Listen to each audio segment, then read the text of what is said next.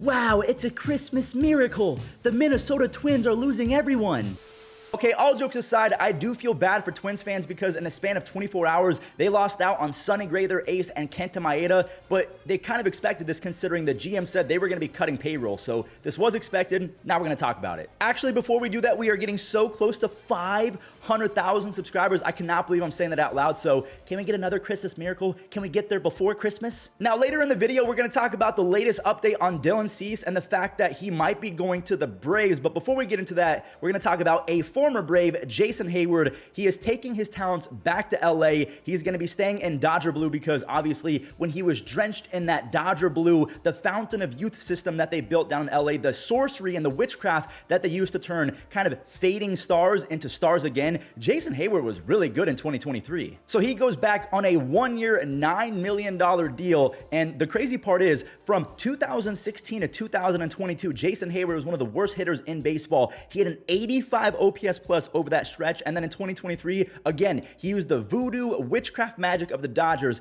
to pop off for 23 doubles, 15 home runs, and a 117 OPS plus with amazing defense. Jason Heyward, he was ultra valuable last year. Like, okay, not ultra valuable, but for what his role was, he was really good. Now, before we talk about where Sonny Gray is heading to, let's talk about the fact that Kenta Maeda is staying within the AL Central. He is going to the Tigers on a 2-year, $24 million deal, and honestly, I feel like that's a pretty solid deal considering Kyle Gibson, who is not as good as Kenta Maeda, at least in my opinion, he got $12 million as well. So Yoshinobu, Yamamoto, Ohtani, all of these other pitchers, they're about to get paid. And by the way, Sonny Gray got $25 million a season for the next 3 years at, what, 35, 36 years old? So yeah, Yamamoto is going to get a lot of money. Now, over the course of his career, Kenta Maeda has been pretty good. He has a 3.92 career ERA, which is not the best I've ever seen, but it's pretty good. The best part about Kenta Maeda is his FIP, that is fielding independent of pitching. How good is Kenta Maeda at striking guys out, not allowing home runs, and not allowing walks? He's pretty good at that. He has a career 9.9 strikeouts per 9. He doesn't walk a lot of guys, and he doesn't allow a ton of home runs. Kenta Maeda is pretty solid. Now, his best season came back in 2020. Now, this was the shortened season, so kind of take it with a grain of salt, but he had a 2.7 ERA with 80 strikeouts and 66 innings. He led the American League with a 0.75 whip. That is insane. He finished second behind Shane Bieber in the Cy Young votings. Now, if we take a look at the projected rotation for the 2024 Tigers,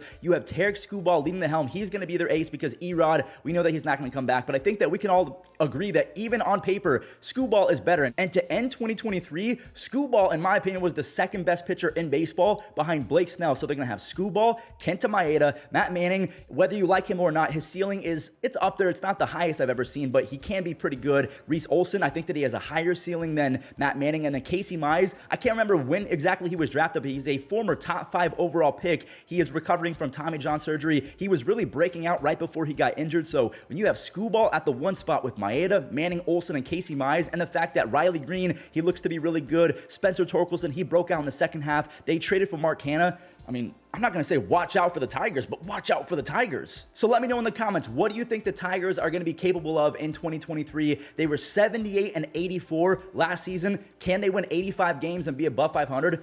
It could happen because the AL Central is not very good right now. To piggyback off the AL Central not being very good, it got even worse because Sonny Gray is leaving the Minnesota Twins. So like I mentioned in the intro, Sonny Gray, Kenta Maeda, they're both gone in the span of like 24 hours. So the Twins are getting coal for Christmas unless they trade for one of the guys that we're about to talk about. But as you just saw, Sonny Gray is expected, it's not completely finalized right now, but he is expecting to sign a 3-year deal worth $75 million.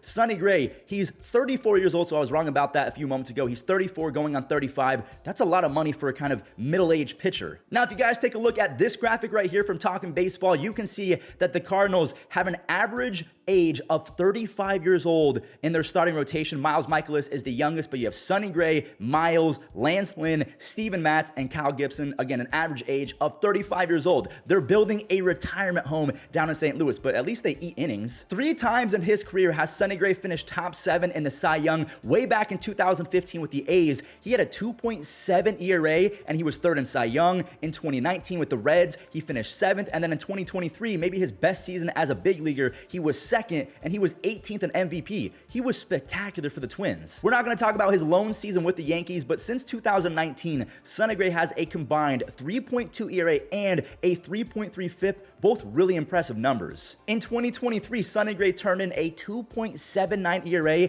in 32 starts. He almost pitched 185 innings.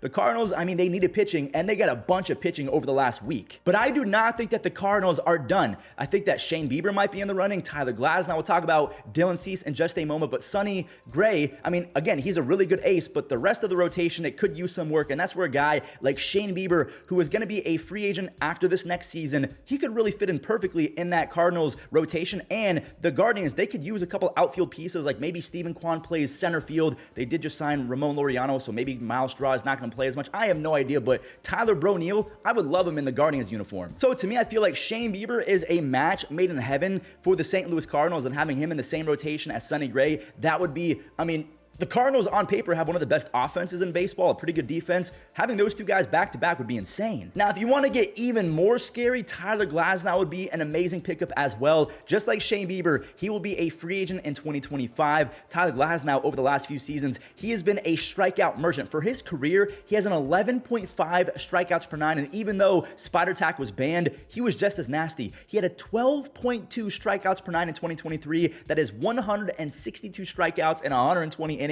This dude's nasty, nasty. Since the beginning of 2019, Tyler Glasnow has a 3 ERA, a 2.89 FIP, which is mind-boggling, and this number almost doesn't make sense for a starting pitcher. He has 462 strikeouts in 332 innings. Again, Tyler Glasnow, a lot of people call him Glass now because he's only going to get you 15 to 20 starts because he's always injured, but when he's healthy, my God. Now, let's say you can't pry away Shane Bieber or Tyler Glasnow. Maybe Dylan Cease is a pretty sick consolation prize, and I hate calling him a consolation prize considering how good he was in 2022, but in 2023, he almost had a 4.6 ERA. Now, he did strike out a bunch of dudes, 214 strikeouts and 177 innings, but the update right now, the rumors are the Braves are now the front runners to land Dylan Cease if he does get traded, and they're going to have one more year of control because he's a free agent after the 2025 season. So that does it for today's recap. I just want to say thank you guys so much for the support over the last few weeks. You guys are really enjoying these little off-season update videos, so do me a favor, leave a like if you enjoyed, click subscribe if you're brand new. We're on the road to 500K. Be safe out there, and I'll catch you in the next one. Also, guys, a heads up, Underdog Fantasy is doing a crazy Cyber Monday deal, so if you click the link in the description and sign up using my code, you'll get access to a bunch of new deals. And also, use code Fuzzy on SeatGeek. I know the baseball season is over, but save yourself some money if you're getting concert tickets for your family and friends. If not, it's all good. Thanks for watching.